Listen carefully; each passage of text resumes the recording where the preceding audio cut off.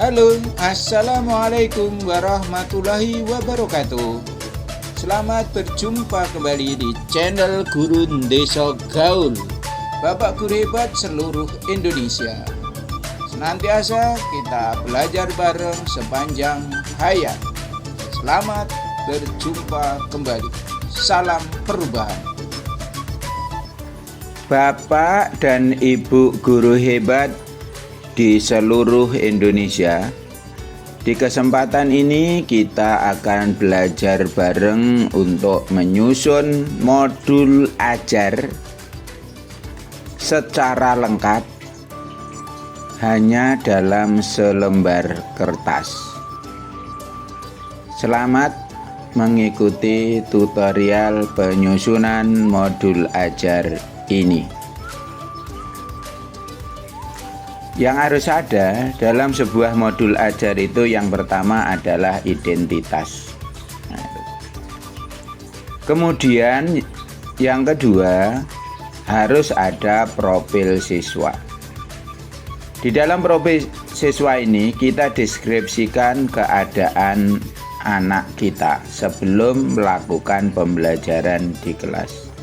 Seperti berdasarkan hasil analisis asesmen diagnostik kesiapan belajar anak, diketahui bahwa 20% dari jumlah murid kita 32 di kelas, yaitu 6 anak telah mempunyai kesiapan belajar yang baik untuk mempelajari materi teks deskripsi.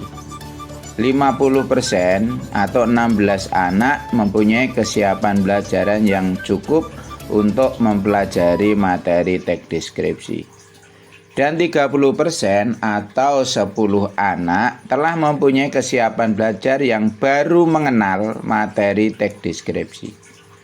Sedangkan hasil analisis asesmen diagnostik bakat dan minat, diketahui bahwa 80% anak menyukai pelajaran bahasa Indonesia dan 20% atau 6 anak menyukai pembelajaran non-kebahasaan. Sedangkan hasil analisis asesmen diagnostik gaya belajar, diketahui bahwa anak yang suka belajar secara visual itu 75% atau 25 anak. Sedangkan audio visual itu 90% atau 29 anak, dan 5% atau 2 orang anak menyukai gaya belajar kinestetik. Untuk mengetahui deskripsi keadaan anak seperti ini, di sini juga dilampirkan tentang asesmen tersebut. Misalkan asesmen diagnostik kesiapan belajar, ini kita klik dan ini yang kita bagikan kepada anak. Kemudian kita klik HTT form dan ini asesmen diagnostik kesiapan belajar anak. Ini adalah bentuk asesmen diagnostiknya, kita buat dalam bentuk form. Jadi asesmen ini bisa diberikan sebelum sehari atau sebelum pembelajaran dimulai. Atau kalau kita menggunakan kuisis mode kertas, bisa dilakukan 5 atau 10 menit pembelajaran belum dimulai. Anak tinggal mengisi asesmen diagnostik kesiapan belajar ini sampai selesai, kemudian akan kita ketahui kesiapan belajar anak tersebut. Selanjutnya, asesmen diagnostik bakat dan minat. Sama caranya bisa dilakukan sebelum kegiatan belajaran. Kita klik asesmen bakat dan minat anak. Ini adalah form asesmen diagnostik bakat dan minat belajar anak. Caranya sama, bisa disampaikan sebelum kegiatan pembelajaran, boleh sehari sebelumnya juga boleh, atau bisa dilakukan pada awal pembelajaran. Yang supaya hasilnya lebih cepat bisa dilakukan dengan menggunakan kuisis mode kertas. Selanjutnya adalah analisis atau asesmen diagnostik gaya belajar. Ini kita klik.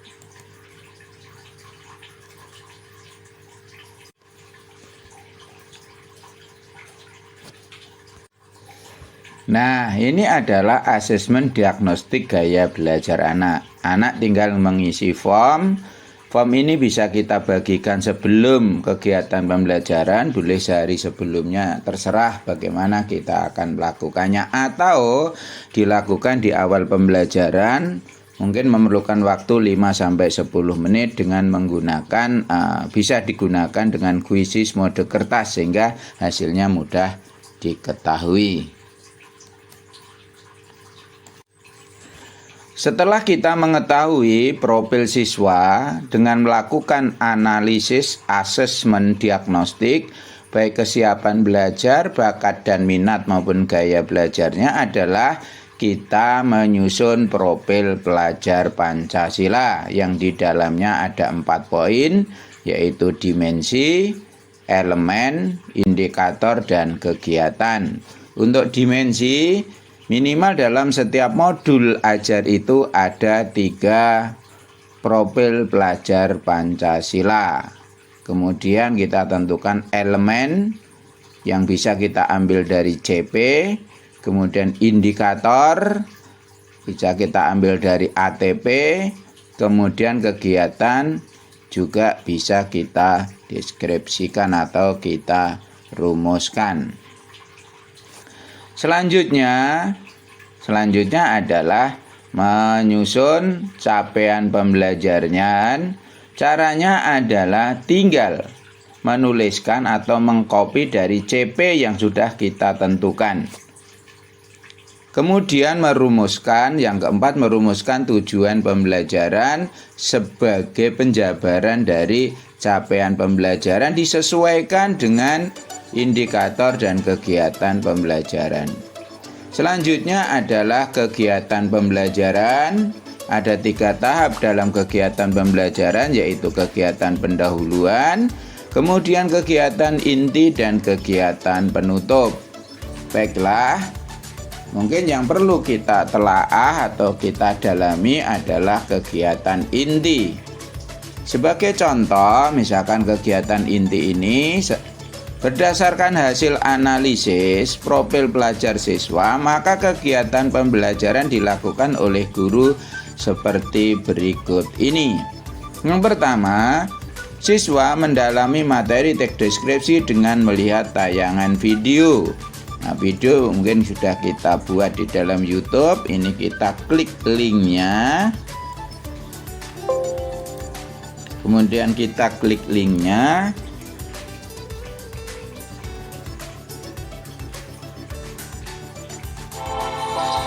Assalamualaikum warahmatullahi wabarakatuh.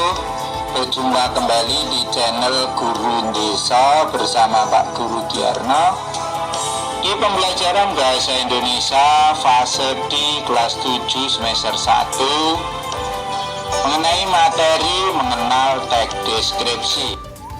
Mungkin video tidak akan saya tayangkan sampai selesai karena durasi dan waktu. Silakan nanti Bapak Ibu Guru bisa menyematkannya sendiri. Setelah video, kita juga bisa melihat PPT yang sudah kita sematkan di modul ajar. Kita klik ini saja. Ini adalah PPT yang dimaksud. Tujuannya